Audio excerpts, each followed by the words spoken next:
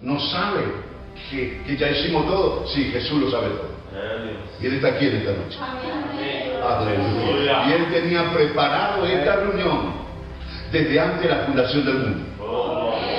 De que ustedes, que acá hay otra persona, ustedes, porque ustedes son especiales en el tesoro. Nación santa, pueblo escogido por Dios. Real sacerdocio, nación santa.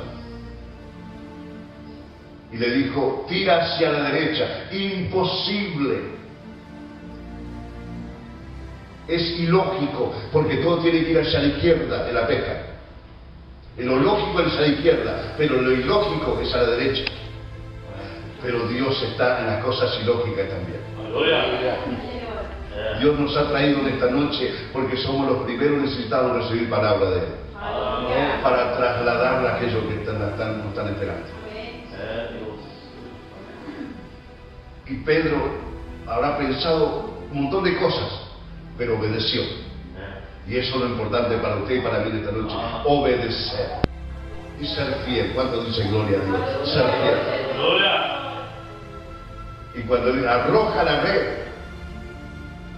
no solamente fue la red, sino que juntamente con la mano de Pedro fue la mano del maestro. Y cuando las manos del maestro van, las cosas suceden. Se abarrotaron las redes, que se rompían, dice el otro pasaje. Y como dijo el pastor, tuvieron que llamar. Mira, hermano, yo creo que Dios nos unió junto al siervo para cosas mayores, para elevarnos a lugares celestiales con Cristo Jesús. Hay tanta hambre en la ribera de la palabra, hay tanta necesidad y está tan comercializado todo, pero Dios lo sabe. Dios de la nada aún puede hacer mucho. Por eso esta noche me gustaría dejarle una palabra de parte de Dios. Y vamos a abrir la Biblia, por favor, les pido. En el libro de los Hechos, quiero dejarle una palabra. Hemos hablado junto al pastor Ricardo, hay unos proyectos, hay unos planes. Desde antes de la fundación del mundo creo que está todo preparado. Y no hay diablo que lo pueda impedir. No hay demonio que lo pueda impedir. No hay corazón y mente humana que pueda impedir lo que Dios tiene. Por eso que esta iglesia es muy luchada. Yo lo conozco, pero sé que esta iglesia está luchada. Sí. Está lleno donde está todo fácil, donde se le permite hacer cualquier cosa a la gente. Entonces está todo bien. Traiga, porque si usted trae, Dios te va a bendecir. ¿Sí o no? Libro de los Hechos, capítulo 1, verso 4. Nos ponemos de pie en respeto y reverencia a la palabra de Dios. Quiero preguntar al pastor si me permite sacarme la campera. Jesús, Él hacía y luego enseñaba. Hablaba de un hombre de fe, ¿no es cierto? De ahí viene esta palabra, este libro escrito por el apóstol San Juan, imagínense, el apóstol del amor. Jesús llama a sus discípulos a esta reunión. Ese día, hermanos, se cumplían 40 días que Jesús había resucitado de la tumba. 40 días. Y estando con sus discípulos, dice, y estando juntos, les mandó. ¿Escuchó bien? No le mandó, les. Y estando juntos les mandó. Esto nos da la pauta de dos cosas. En primer lugar, tenían que estar juntos. Y en segundo lugar, hermano, siempre tiene que entender algo en el amor del Señor. Jesús les mandó. ¿Escuchó bien? Nunca Jesús pidió por favor a nadie. Jamás Jesús pidió por favor. Cuando los discípulos, inclusive Pedro, le dijeron, Señor, es muy dura esta palabra. En un pasaje lo dice. Es muy dura porque la multitud no resistía y se iba. Es muy dura esta palabra, Señor. Como diciéndole a Jesús que cambie el mensaje, que no sea tan duro, que sea superficial o que sea light. Jesús lo miró y le dijo, En forma criolla se le voy a decir. Como dicen en Uruguay, pelate de acá. ¿Así dice acá, no? Ahora se lo voy a decir en la forma ministerial como corresponde. Le dijo, ¿acaso te queréis ir vosotros también? Ahí queda mejor, ¿no? Y Jesús volvió en sí.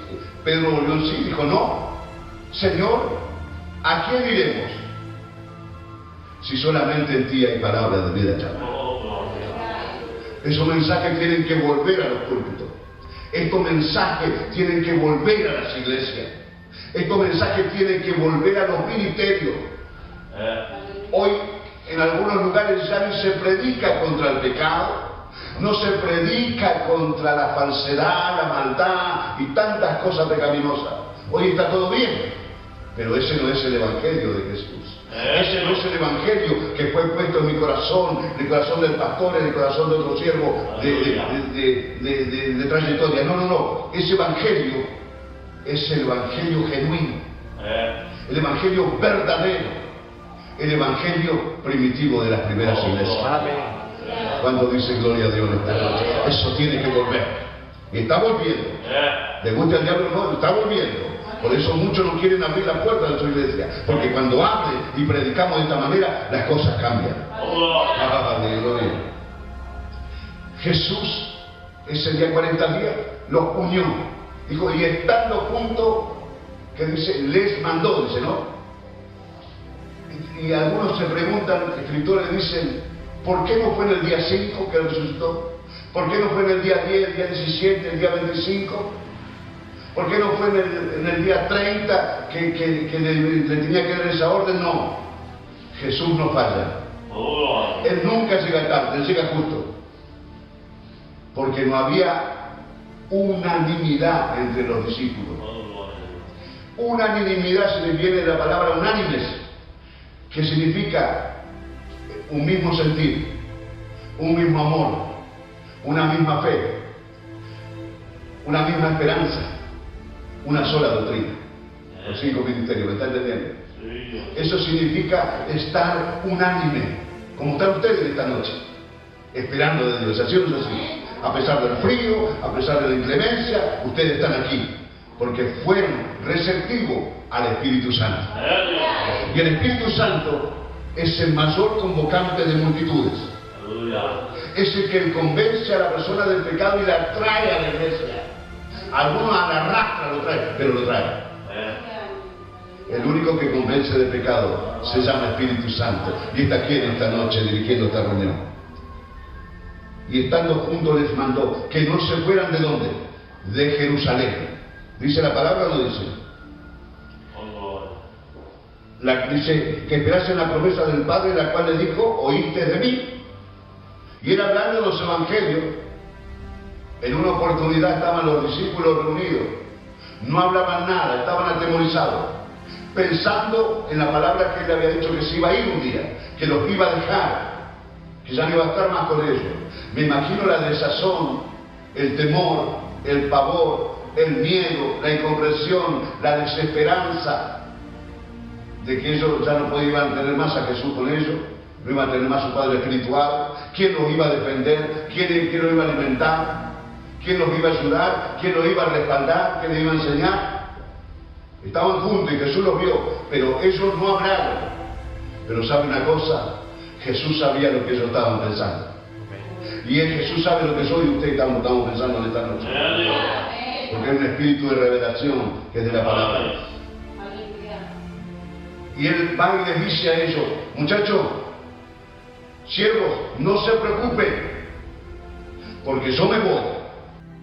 Y él siempre va delante nuestro. Lugares donde nosotros pisamos, es porque Jesús la tuvo primero. Preparando el terreno. A veces un terreno es más fértil que otro, es más fácil que otro.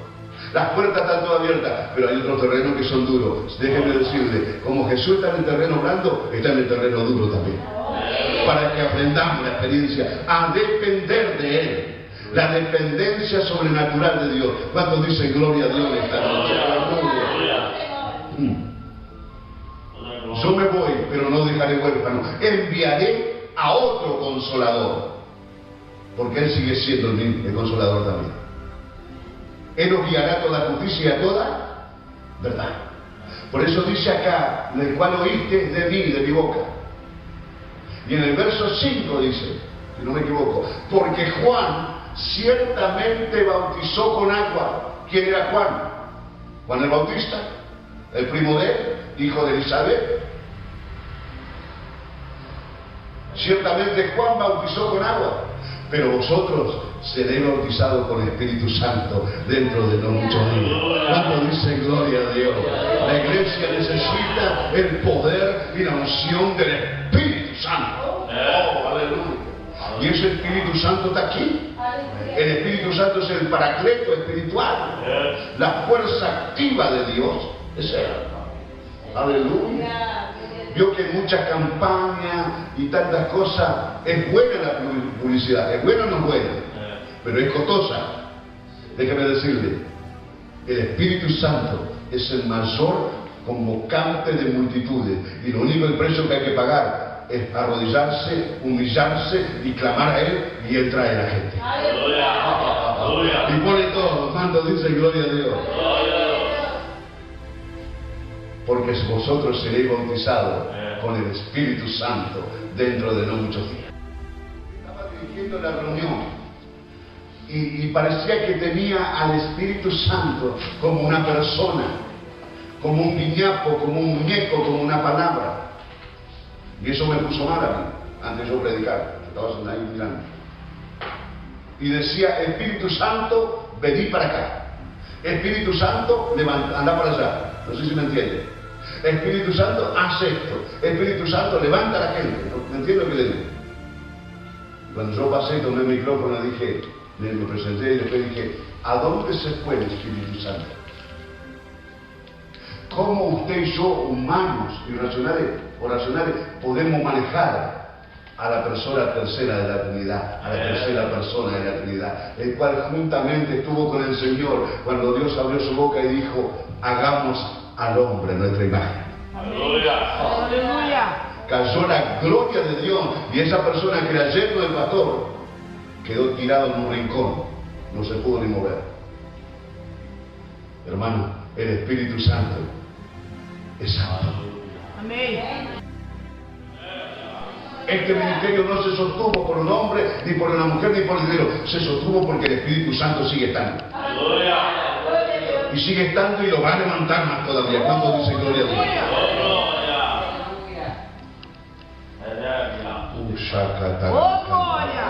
Dios está en esta noche maravilloso. Porque vosotros seréis bautizados con el Espíritu Santo dentro de no muchos días. Porque Juan ciertamente bautizó con agua, pero el Espíritu Santo permanece. Hermanos, cuando el Espíritu Santo está dentro de una vida, el diablo tiene que ponerse de rodillas.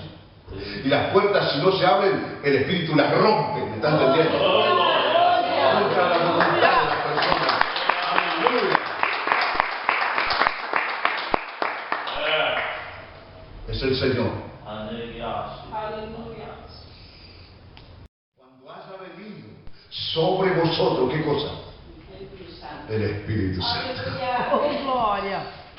Y ese poder no se logra con dinero. Ese poder no se logra con una tarjeta que diga tal o cual obispo o jerarquía eclesiástica alta, que hay tantas hoy en día y tantas por ahí. ¿Es así o no es así? Una de jerarquía de renombre internacional, impresionante. Ya no hay obreros en la iglesia cristiana evangélica. Ya no hay obreras de valor. Eso no es. Nadie quiere. Qué tremendo, ¿no? Ya no hay obreros. Lo que no saben esa gente, que la palabra enseña que Abraham era un obrero de Dios. Isaac fue un obrero de Dios. ¿Está entendiendo ahora? Nehemías fue un obrero de Dios. Daniel, entendido en todo conocimiento, discernimiento y ciencia y entendimiento de sueño, era un obrero de Dios.